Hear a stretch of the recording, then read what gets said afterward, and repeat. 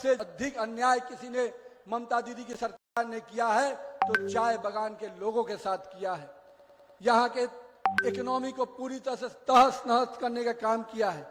जो ये इलाका 3T के लिए जाना जाता था, टी, टूरिज्म और टिम्बर, इन तीनों से जो यहाँ व्यवसाय होते थे उसके माध्यम से यहाँ के लोगों का राजस्व और आर्थिक संपन्नता होती थी।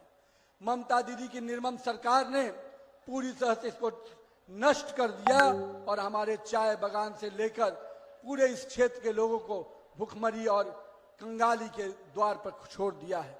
लेकिन हम अपने यहाँ के बात दिलाने आए हैं कि आने वाले समय में जिस प्रकार से अन्य राज्यों में हमारी सरकार ने, चाहे वो असम हो चाहे अन्य राज्यों में, चाय बागान के लोगों के साथ जो हम लोगों ने उनको आगे बढ़ाने का काम किया है, चाहे उनके शिक्षा के लिए हो, उनके स्वास्थ्य के लिए हो, उनके भूमि का स्वामित्व पट्टा देने का मामला हो, या उनको स्वास्थ्य की दृष्टि से आयुष्मान भारत जैसी योजनाओं से जोड़ने का मामला हो, हम अपने चाय बागान के श्रमिकों का सम्मान भी करेंगे, उनके दैनिक वेतन में वृद्धि भी करेंगे और साथ ही साथ उनको एक अच्छा जीवन देने का संकल्प हम लोग लेते हैं।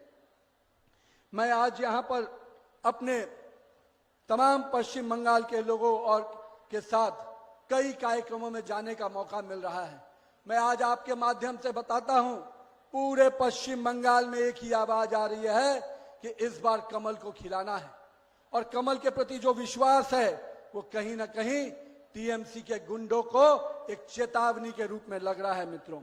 और मोदी जी हमेशा कहते हैं कि जिन्होंने भी हमारे पश्चिम बंगाल के लोगों को प्रताड़ित करने का काम किया है, जिन्होंने हमारे पश्चिम बंगाल के लोगों का शोषण करने का काम किया है, उनको चुन चुन कर उनका हिसाब किया जाएगा, किसी को बख्शा नहीं जाएगा मित्रों। अभी हाल ही में आपने सुना था मुख्य न्यायाधीश ने यहाँ की मशीनरी क्या कहा, पूरी तरह से कहा कि यहाँ की मशीनरी पूरी तरह से अराजकता के प्रतीक हो गई है। और एक महाजंगल राज जब हम लोगों ने कहा था तो निर्मम सरकार को बहुत बड़ी तितकी लगी थी। लेकिन मैं आपसे पूछता हूं, बिहार में जब हाई कोर्ट ने जंगल राज कहा तो जनता ने उस सरकार को उखाड़ फेंका। अब इसी पश्चिम बंगाल में जब कोर्ट का निर्णय आता है कि यहाँ की सरकार अराजकता फैला रही है, तो मुझे मालूम है पश्चिम बंगाल की जनता भी इस सरकार को सबक सिखाने के लिए तैयार खड़ी है मित्रों। आज हम आपके माध्यम से स्पष्ट रूप से कहते हैं, जो एसआईआर के माध्यम से जो 50-60 लाख लोगों का, जो बांग्लादेशी घुसपैठियों का नाम कटा है, ममता दीदी उसके लिए काली कोट पहनकर दिल्ली तक गई थी। लेकिन मेरी माता बहनों के साथ जब अन्याय हुआ तो वो संवेदनशीलता उनके अंदर नहीं थी।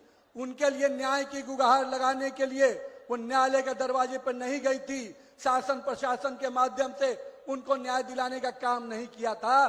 पर बांग्लादेशी घुसपैठियों के प्रति इतनी रहनुमाई थी कि उनके लिए वो काला कोट पहनकर सुप्रीम कोर्ट तक गई थी। तो दीदी, आपको इतना ही भरोसा है, पश्चिम बंगाल के लोगों पे आपको भरोसा नहीं है और बांग्लादेशी घुसपैठियों पे भरोसा है, तो इस बार पश्चिम बंगाल की जनता भी आप पर भरोसा नहीं करने वाली, आपको सबक सिखाने वाली है। साथ ही साथ मित्रों, विकास के कई पैमाने पे माननीय प्रधानमंत्री नरेंद्र मोदी जी ने पश्चिम बंगाल को करीब दर्जनों ट्रेन और कई 101 रेलवे स्टेशन का शुद्धिकरण किया है। पहली वंदे भारत स्लीपर ट्रेन इसी पश्चिम बंगाल को गुवाहाटी से कलकत्ता तक चलने का काम हमारी नरेंद्र मोदी की सरकार ने किया है। मुझे इस बात की खुशी है कि जो आयुष्मान भारत का लाभ पूरे देश की जनता ले रही थी, उसको रोकने का काम अगर यहाँ की सरकार ने किया है, तो नरेंद्र मोदी ने भी संकल्प किया है कि हम अपने पश्चिम बंगाल के लोगों को आने वाले समय में आयुष्मान भारत के कवच से जोड़ेंगे, जिसके माध्यम से हम गरीब परिवारों को स्वास्थ्य का बीमा दे पाए।